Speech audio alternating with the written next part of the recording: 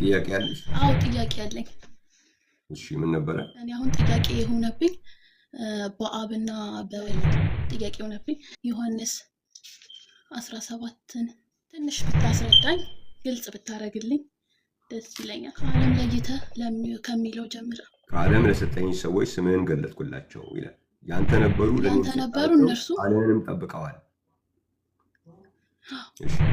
እሱ ላይ እሺ ምንድን ነው እዚህ ላይ ያለሽ ጥያቄ?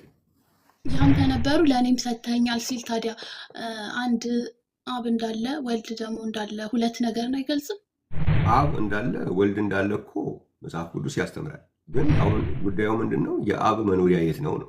አብ እና ወልድ እንዴት ነው የሚኖሩት የሚለው ላይ ነው እንጂ አብ የለም ወልድ የለም አይደለም። መጽሐፍ ቅዱስ የሚነግረን የአብና የወልድ ኑሮ ይሄ ነው ብሎ መጽሐፍ ቅዱስ የሚነግረን እንጂ በዚህ ምድር ላይ እኛ እንደዚህ አይነት አገላለጽ እንዲህ አይነት አነጋገር አናውቅም እናውቃለን የሚለው እሱ አይደለም ዋናው ጉዳይ። አብና ወልድ አለ። አብና ወልድ እንዴት ነው ግን የሚኖረው? በተለያየ አካል ነው የሚኖረው ወይስ በአንድ አካል ነው የሚኖረው? አብ ረቂቅ የሆነ አካል እንኳን የለውም እንዴ? መጽሐፍ ቅዱስ ውስጥ አብ ረቂቅ አካል ነው የሚል አላየውም። ወይም አብ መንፈሳዊ አካል ነው የሚል የለም። አብ መንፈስ ነው የሚለው መጽሐፍ ቅዱስ።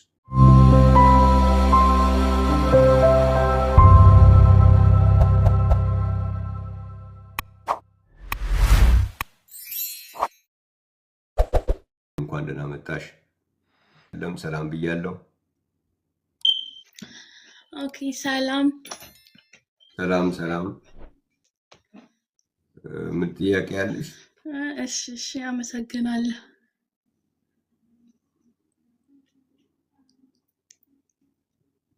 አዎ ጥያቄ አለኝ። እሺ ምን ነበረ?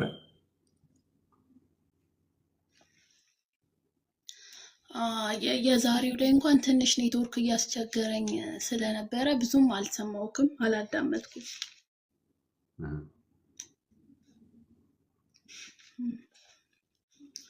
ያው ባለፈው ሰሞኑ ስታስተምር ከነበረው ላይ ስለ በኢየሱስ ስም ጥምቀት እያልክ ያስተማርከውን እሱ ሙሉን አዳምጬዋለሁ እና ያው በኢየሱስ ስም ጥምቀት እውነት እንደሆነ ያው እኔም በመጽሐፍ ቅዱሴን በማንበብ አረጋግጫለሁ። ግን እኔ አሁን ጥያቄ የሆነብኝ በአብና በወልድ ላይ ነው ጥያቄ የሆነብኝ። ያው ለዛሬ እንደ ርዕስ እንዲሆን ዮሐንስ 17ን ትንሽ ብታስረዳኝ ግልጽ ብታረግልኝ ደስ ይለኛል። እሺ ዮሐንስ 17 ላይ አጠቃላይ ነው ወይስ እዚህ ቦታ ላይ የምትለው ጥያቄ አለ? ማለት ብዙ ጥያቄ አለኝ፣ ግን ከሱን ጀምር። አንቺ ጋር ያለውን ጥያቄ አድሬስ ማድረግ እንድችል ዮሐንስ ወንጌል 17 ላይ የተለያዩ ጥያቄዎች ሰዎች ያነሳሉ። ያንቺ የተኛው ነው? ያኔ ቆሽ ላውጣና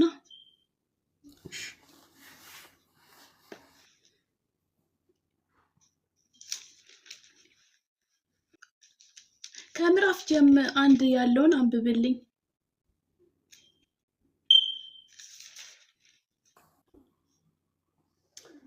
ዮሐንስ ወንጌል ምዕራፍ 17 26 ቁጥሮች ናቸው ያሉት። አዎ 26 ቁጥሮች አሉት እና 26ቱም ግልጽ ብታደርግልኝ።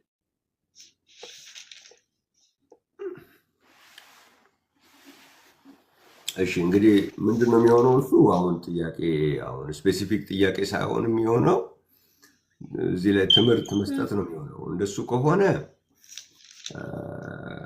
ምናልባት እኔም አዳረግሻለሁ በዚህ ጉዳይ ላይ በዮሐንስ ወንጌል ምዕራፍ 17 ላይ በትምህርት ደረጃ ሰፊ ትምህርት የሰጠውበት እንትን አለ፣ ኦዲዮ አለ። አንድ ሰው ምናልባት አድ አድርጓትና በውስጥ መስመር ብትልኩላት ደስ ይለኛል። ትምህርት ከሆነ የምትፈልገው አጠቃላይ ዮሐንስ ወንጌል 17 ግን እሺ እንትን ካለሽ ማለት ነው የሆነ እዚች እቺ ነገር ያልገባች የምትይው ነገር ካለ እሱን ልስማሽ። እሺ በቃ እንደ ጥያቄ አብ በራሱ ህይወት አለው እና ወልድም በራሱ ህይወት አለው ሲል ታዲያ ሁለት ህይወት ያላቸው አይሆንም? ኦኬ እሱ በእርግጥ ዮሐንስ 17 ላይ አይደለም። አዎ ስለዚህ ዮሐንስ 17 ላይ ያለሽ ጥያቄ ምን እንደሆነ ምን ነገር ልተወው። ዮሐንስ 17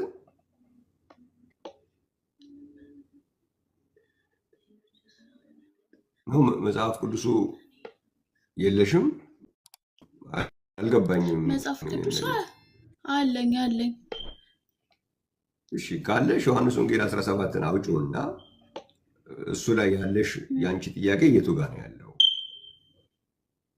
ምን የሚለውን ልመልስልሽ ዮሐንስ ወንጌል 17 ላይ ወይም ደግሞ እኔ በማውቀው እዚህ ቦታ ላይ የሚነሱ ጥያቄዎች በዮሐንስ ወንጌል 17 ዙሪያ ላይ የሚጠየቁ ጥያቄዎች እኔ ማውቃቸው አሉ። እነሱን ዝም ብዬ ልንገርሽና እነሱ ከሆኑ ጥያቄዎችሽ አላውቅም፣ ግን ለጥያቄ አይመችም እንደዚህ አይነቱ ነገር ማለት ይሄ እኔ ራሴ ጠይቄ ራሴ ለመመለስ ነው የሚሆነው።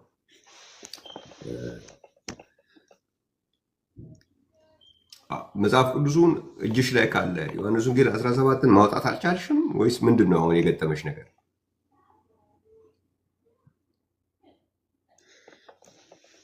እሺ በቃ እንዴ እኔ እኮ ላይልኝ ስላልከኝ ነው እኮ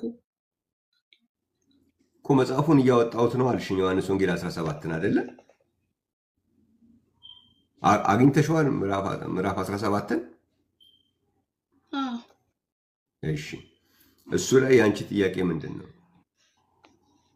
እሺ ቁጥር 6ን እንየው። እሺ ከዓለም ለይተህ ከሚለው ጀምረ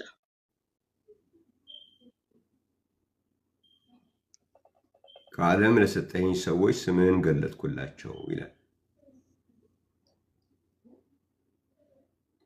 ያንተ ነበሩ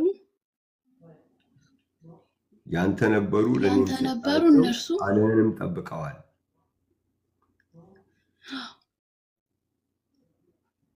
እሺ እሱ ላይ እሺ ምንድን ነው እዚህ ላይ ያለሽ ጥያቄ? ያንተ ነበሩ ለእኔም ሰጥተኸኛል ሲል ታዲያ አንድ አብ እንዳለ ወልድ ደግሞ እንዳለ ሁለት ነገርን አይገልጽም? ኦኬ አብ እንዳለ ወልድ እንዳለ እኮ መጽሐፍ ቅዱስ ያስተምራል። ግን አሁን ጉዳዩ ምንድን ነው? የአብ መኖሪያ የት ነው ነው።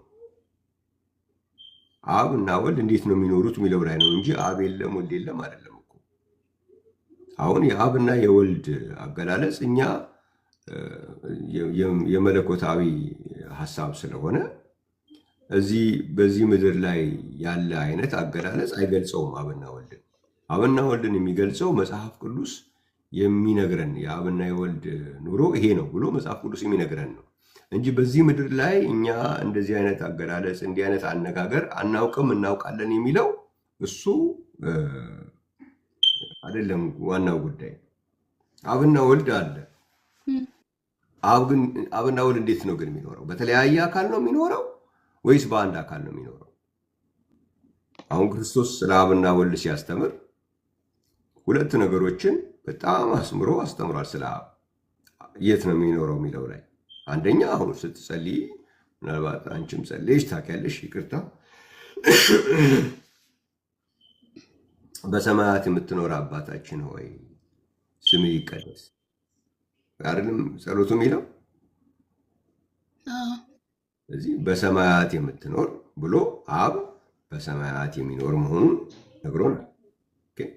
ከዛ ደግሞ በዮሐንስ ወንጌል ምዕራፍ 14 ቁጥር 10 ላይ ደግሞ እኔም ነግራችሁን ቃል ከራሴ አልናገረውም፣ ነገር ግን በእኔ የሚኖረው አብ እርሱ ስራውን ይሰራል ብሎ ደግሞ ነግሮናል። ኦኬ። ስለዚህ ስለ አብ መጽሐፍ ቅዱስ ያስተማረን ኢየሱስ ያስተማረን ምንድን ነው? በሁሉ ቦታ የሚገኝ በወልድም የሚኖር ብሎ ነው ያስተማረን። ልክ ነኝ አይደለም? እዚህ ድረስ ታውቂያቸዋለሽ አሁን ያልኩሽን ጥቅሶች። ስለዚህ እዚህ ቦታ ላይ አሁን ሲናገር አባት ሆይ ልጅ ያከብር ዘንድ በስጋም ሁሉ ላይ ስልጣን እንደሰጠኸው ለሰጠኸው ሁሉ የዘላለምን ሕይወት ይሰጣቸው ዘንድ ልጅህን አክብረው ብሎ ይናገራል። የት ያለውን አባት ነው ይህን የሚነገረው? ክርስቶስ በሁሉ ቦታ ይገኛል ያለውን ነው ብሎ የነገረን። በሰማያት ነው የሚኖረው ብሎ የነገረንን፣ በእኔም ይኖራል ብሎ የነገረንን አብ ነው። ስለሱ ነው የሚያወራው። ስለዚህ ስለ አብና ስለ ወልድ የትኛውም ነገር ቢነገር የት የሚኖረውን አብ ነው ክርስቶስ እየተናገረ ያለው። በእኔ ውስጥ ይኖራል ያለውን አብ በሁሉ ቦታም ደግሞ ይገኛል ብሎ ስላለው አብ ነው የሚናገረው። ያለው ንግግር የአብን መኖሪያ አይቀይረውም። ስለ አብ የት ነው የሚኖረው ብሎ ክርስቶስ የነገረውን ነገር አይቀይረውም። አንዳንድ ጊዜ ደግሞ ለምሳሌ እዚሁ ክፍል ላይ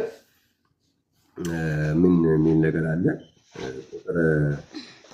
ቁጥር 20 አካባቢ ላይ ብታነቢ ሁሉም አንድ የሆኑ ዘንድ ከቃላቸው የተነሳ በእኔ ስለሚያምኑ ነው ደግሞ እንጂ ስለነዚህ አልለምንም።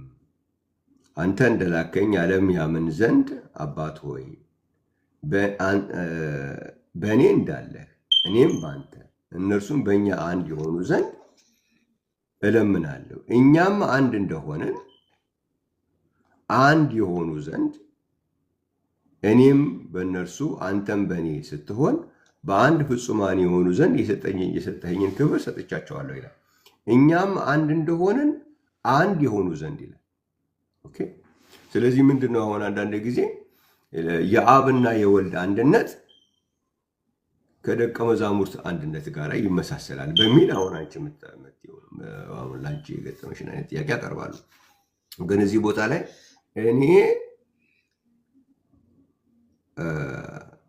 እኔና አብ አንድ እንደሆንን ይላል እንጂ ልክ ደቀ መዛሙርቱ ደግሞ አንድ የሆኑበት መንገድና አብና ወልድ አንድ የሆኑበት መንገድ ግን አንድ ነው አይልም።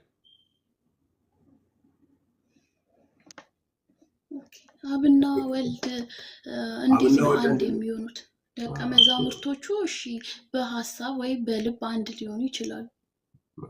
አንደኛ ደቀ መዛሙርቶች ፊዚካል ናቸው አይደለም? የሚታይ የሚዳሰስ የሚጨበጡ አካላት ናቸው ደቀ መዛሙርት። እነዛ በሚታይ የሚዳሰስ የሚጨበጥ አካላት አንድ ናቸው በሚባልበት ጊዜ አንድ የሚሆኑባቸው እዚህም ተዘርዝረዋል። በእርግጥ ደቀ መዛሙርት አንድ ነው የተባሉበት መንገድ ለምሳሌ ምን ይላል መሰለሽ? ቁጥር 11 ላይ ስታነቢ ከዚህ በኋላ በዓለም አይደለሁ፣ እነርሱ በዓለም ናቸው፣ እኔም ወደ አንተ እመጣለሁ። ቅዱስ አባት ሆይ እነዚህን የሰጠኝን እንደኛ አንድ እንዲሆኑ በስምህ ጠብቃቸው። በምን አሁን እነሱ እንደኛ አንድ እንዲሆኑ ምን አድርጋቸው? በስምህ ጠብቃቸው። ስለዚህ በስሙ ስለሚጠበቁ ነው አንድ የሚሆኑት ደቀ መዛሙርት አንደኛ። ሁለተኛ ደግሞ ደቀ መዛሙርት አንድ የሚሆኑት ቁጥር 20 ላይ ስታነቢ ሁሉም አንድ የሆኑ ዘንድ ከቃላቸው የተነሳ በእኔ ስለሚያምኑ። ስለዚህ ደቀ መዛሙርት አንድ የሚሆኑት ከቃላቸው የተነሳ በኢየሱስ ስለሚያምኑ ነው። አብና ወልድ ግን አብ ወልድን ስለሚያምነው ወይም ወልድን አብ ስለሚያምነው ነው አንድ የሚሆኑት አልተባለም። የአብና የወልድ አንድነት የተጻፈው እኔ በአብ አብም በእኔ ይኖራለሁ። ያንን ዮሐንስ ወንጌል ምዕራፍ 10 ላይ ሄደን ብናየው የአብና የወልድ አንድነት በምን ምክንያት ነው? ዮሐንስ ወንጌል ምዕራፍ 10 ቁጥር 30 ላይ ማውጣት ትችላለች። ዮሐንስ ወንጌል 10 ቁጥር 30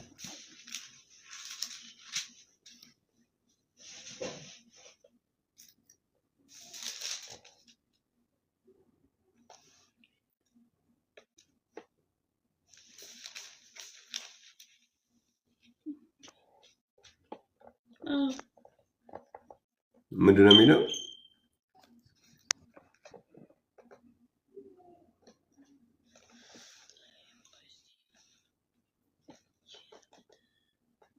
ይህም በተናገረ ጊዜ ምዕራፍ 10 ላይ ነሽ? ይህ አዎ ምዕራፍ 10 ላይ ነሽ? ምዕራፍ 10 ኦኬ፣ ምዕራፍ 8 ላይ ነኝ።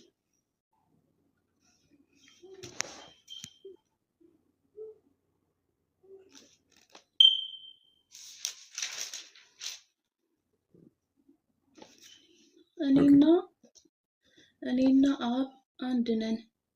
ኦኬ፣ እኔና አብ አንድ ነን ይላል። ኦኬ፣ በምን እንዴት ነው እኔና አብ አንድ ነን የሚለው ነገር እንዴት ነው አንድ የሚለውን ነገር እያብራራ ይመጣና ቁጥር 37 ላይ እዛው ክፍል ላይ አብና ወልድ እንዴት ነው እኔና አብ አንድ ነን ብሏል። እንዴት ነው አንድ የሆኑት? ቁጥር 37 ላይ ምን ይላል? እኔ የአባቴን ስራ ባላደርግ አትመኑኝ፣ ባደርገው ግን እኔንስ እንኳን ባታምኑ አብ በእኔ እንደሆነ እኔም በአብ እንደሆኑ ታውቁና ታስተውሉ ዘንድ ስራውን እመኑ ይላል። አብና ወልድ አንድ ነው የሚባለው አብ በወልድ ወልድም በአብ ስለሆነ ነው። ደቀ መዛሙርት ግን እንደዛ አለ። ደቀ መዛሙርት አንድ ናቸው ሲባል ጳውሎስ ጴጥሮስ ውስጥ፣ ጴጥሮስ ጳውሎስ ውስጥ በመሆኑ አንድ የሚሆነው አይሆንም። ከቃላቸው የተነሳ ስራውን ሲል ማለት ስራውን ማለት መፈወሱን በምድር ላይ ያደረገውን ነው። እንግዲህ አልገደበም፣ ግን በምድር ያደረገውን ቢሆን ከዛ በኋላ የሚያደርገውን ስራውን ስላልገደበ ይሄኛውን ብቻ ማለት አንችልም። ግን አብ በወልድ ውስጥ ስራውን ሁሉ የሚሰራው አብ በወልድ ሆኖ የሚሰራው ትንሣኤውንም በክርስቶስ ባደረገው ስራ የብርታቱ ጉልበት ይታያል ይላል ኤፌሶን ላይ። በምድር ላይም ብቻ ሳይሆን ከዛ በኋላ በክርስቶስ ነው ስራውን የሚሰራው። ፍርድም ራሱ አሁን የፍርድ ቀንም ሲመጣ በማን ሆኖ ነው የሚፈርደው? በክርስቶስ ሆኖ ነው የሚለው ሐዋርያት ሥራ ምዕራፍ 17 ቁጥር 31 ላይ ስታነቢ ባዘጋጀው ሰው እጅ በዓለም ሁሉ ላይ በጽድቅ ሊፈርዳለው፣ ስለዚህም እርሱን ከሙታን በማስነሳቱ ሁሉን አረጋግጧል። ስለዚህ ፍርዱንም የሚያደርገው በዚሁ ነው የሚሰራው። መዳናችንን የተሰራው በዚሁ በወልድ ሆኖ የተሰራው። ስለዚህ ስራውን የሚሰራው አብ ነው። ግን በዋናነት አሁን ወደ አንቺ ጥያቄ ስመጣ አንድ ነኝ የአብና የወልድ አንድነት የሚባለው በዚህ መንገድ ነው። የደቀ መዛሙርት አንድነት ግን የአብና የወልድ አይነት አሁን አብና አብ በእኔ እኔ በአብ ማለት ይችላል። ደቀ መዛሙርት ጋር ስታመጪው ግን ጳውሎስ ጴጥሮስ ውስጥ፣ ጴጥሮስ ደግሞ ጳውሎስ ውስጥ፣ አንቺ ደቀ መዝሙር ነሽ። ለምሳሌ ሌላ ደግሞ እህትሽ ደቀ መዝሙር ብትሆን አንቺ ሌላኛዋ ውስጥ፣ እሷ ደግሞ አንቺ ውስጥ መግባት ትችላላችሁ? አትችሉም። አብና ወልድ ግን የአብና ወልድ ግን ይቻላል። እኔ በአብ አብን በእኔ። ምክንያቱም አብ መንፈስ ነው። ስለዚህ መንፈስ የሆነው አብ በወልድ መኖር ይችላል። ወልድ ደግሞ አካል ቢኖረውም አብ በሁሉ ቦታ ስለሚገኝ በአብ ውስጥ መሆን ይችላል። ያ በአብና በወልድ ብቻ የሚሰራ ነገር ነው፣ በደቀ መዛሙርት አይሰራም። ስለዚህ ዋናው አንቺ ማወቅ ያለብሽ ስለ አብና ስለ ወልድ መጽሐፍ ቅዱስን በምታይ አብና ወልድ አለ። ይህንን አስመሪ። ግን የት ነው ያለው አብ ብለሽ ስትይ አንድ በሰማያት የምትኖር አባታችን ስላለ በሁሉ ቦታ የሚገኝ ነው አብ አንድ። ሁለተኛ ይሄ በሁሉ ቦታ የሚገኘው አብ ደግሞ ከወልድ ተነጥሎ በሌላ አካል ሳይሆን ደግሞ በእኔ የሚኖረው አብ ብሎ ስላለ አብ ማን ነው ስትባይ በወልድ ውስጥም የሚኖር በሁሉ ቦታ የሚገኝ ብለሽ ነው ማመን ያለብሽ ማለት ነው። ስለዚህ አሁን ዮሐንስ 17 ላይ እንዲተናገረ የት ለሚኖረው አብ የተናገረ በሁሉ ቦታ የሚኖረው በወልድ ውስጥም ይኖራል የተባለው አብ ነው ንግግሩ የሚደረገው። ጸለየ ሲባል ወደ አብ ጸለየ ቢባል ወደ ማን የጸለየው? በሁሉ ቦታ ወደሚገኘው በወልድ ውስጥም ይኖራል ወደ ተባለው አብ ነው ጸሎቱ የሚሆነው እንጂ አንድ አካል ፈጽሞ ከሱ ከተለየ ከሌላ አካል ጋር አይደለም እንደዛ የሆነው ማለት ነው። አብ መንፈስ ነው። መንፈስ ማለት አብ ረቂቅ የሆነ አካል እንኳን የለውም እንዴ? መጽሐፍ ቅዱስ ውስጥ አብ ረቂቅ አካል ነው የሚል አላየውም። ወይም አብ መንፈሳዊ አካል ነው የሚል የለም። አብ መንፈስ ነው ነው የሚለው መጽሐፍ ቅዱስ። የተጻፈው እንደሱ ስለሆነ የተጻፈውን ብቻ ነው የምንለው። እና ወልድ ውስጥ የሚኖረው በመንፈሱ ነው ማለት ነው። መንፈስ ስለሆነ አብ መንፈስ ስለሆነ በሁሉ ቦታ በሰማያትም ይኖራል ብሎናል፣ በእኔ ውስጥም ይኖራል ብሎናል ኢየሱስ። ስለዚህ አብን ስታስቢው ስለ አብ የተነገሩትን ሁሉ አስበሽ ነው የምትናገሪው ማለት ነው። ይሄ በሰማያት አለ የምንለው መታያ። ለምሳሌ አሁን አብን ማየት ስትፈልጊ ሌላ የምታይበት ነገር የለውም። እኔን ያየ አብን አይቷል ያለው። አብ በሁሉ ቦታ ቢገኝም ሰማይን ያየ አብን አየ የሚል ቦታ አለ መጽሐፍ ቅዱስ ላይ የለም። በመኖር በመገኘት ደረጃ ግን በሰማያት የምትኖር አባታችን ተብሎ ነው የተነገረ። ለማየት ስንፈልግን አብን ማንን ነው የምንፈልገው? ወልድን ያየ ነው አብን አይቷል የሚሆነው እንጂ ነው። አንዳንድ ሰዎች እንደሱም የሚያስቡ አሉ። አሁን አብ በሁሉም ደቀ መዛሙርት እኮ እንደሚኖረው ሊሆን ይችላል በወልድም ይላሉ። እስቲ አንድ ደቀ መዝሙር ተነስቶ እኔን ያየ አብን አይቷል ማለት ይችላል? አይችልም። እና የና አብርሃም አምላክ የሙሴ አምላክ ማለት መንፈስ ነበር ማለት ነው። ያ መንፈስ የሆነ አምላክ ነው ዛሬ በስጋ ተገለጠ የሚባለው። ቅድም እኮ ስናነበው ነበረ። ያው እግዚአብሔር ተብሎ ሲነገርለት የነበረው እሱ በስጋ ተገለጠ። ያ የተገለጠበት ሰውነት ወይም የሰው ልጅ የሚባለው ደግሞ ያ የእግዚአብሔር ልጅ ይባላል ወይም ወልድ ይባላል። በዛ ወልድ በሚባለው አካል ደግሞ ተገልጦ ስራውን የሚሰራው ደግሞ ማን ይባላል? የት አካባቢ ነው የምትኖሪው የኔ እህት? እኔ አሁን ላይ ሳውዲ ነው ያለሁት። ሳውዲ አረቢያ ነው ያለሁት። ጥሩ እንትን ላድርግሽና እስኪ ሳውዲ አካባቢ ያላችሁ እህቶች ወንድሞች ካላችሁ እንትን አድርጓት እና እዛ አካባቢ አገልጋዮች ስለሚኖሩ የበለጠ ደግሞ በቅርበት እነሱ ሊረዱሽ ይችላሉ ብዙ ነገሮችን። ዛሬ ግን ስለመጣሽ ሀሳብሽን ስላካፈልሽኝ በጣም ነው የማመሰግነው። የበለጠ ግን በአቅራቢያሽ ካሉ ሰዎች ጋር ብትነጋገሪ ደግሞ የተሻለ ይሆናል። እኔ እንኳን እንትን ሰው ቤት ውስጥ ስለሚሰራ መውጣት እንኳን አይመቸኝም። ኖ ባቶችም ኮንታክት ሊያደርጉሽ ይችላሉ እዛው በቅርበት በአንድ አይነት ሰዓት ውስጥ ስለሆነ ያላችሁት ኮንታክት አድርገውሽ በሌላም መገናኛ መስመር በደንብ ጥያቄዎችሽን ግልጽ ሊያደርጉ ይችላሉ። እኔም አድርግሻለሁ። ምንድነው የሚባለው? ፎሎ አድርግሻለሁ መሰለኝ። አንቺን ፎሎ አድርጊኝና ግን እዛ አካባቢ ያላችሁ ፎሎ ቢያደርጉሽ የበለጠ ጊዜ ወስዳችሁ ጥያቄዎችሽን መጠየቅ ትችላለሽ ማለት ነው። በእነሱ በኩል አልተመለሰልኝም ብለሽ የምትይው ወይም የቀሩ ጥያቄዎች ካሉ ግን በውስጥ ኮንታክት ብታደርግኝ ደግሞ በሚያመች ጊዜ እንደዚህ ያው ለብዙ ሰው በሆነ ሰዓት ላይ ነው እያናገርኩሽ ያለሁት እና ለአንቺ የሚሆን ህይወት አለው የሚለውን ግን አልመለስክልኝም። አብም ወልድም ለራሱ ህይወት አለው። ኦኬ፣ እሱ ዮሐንስ ወንጌል ምዕራፍ 5 ላይ ነው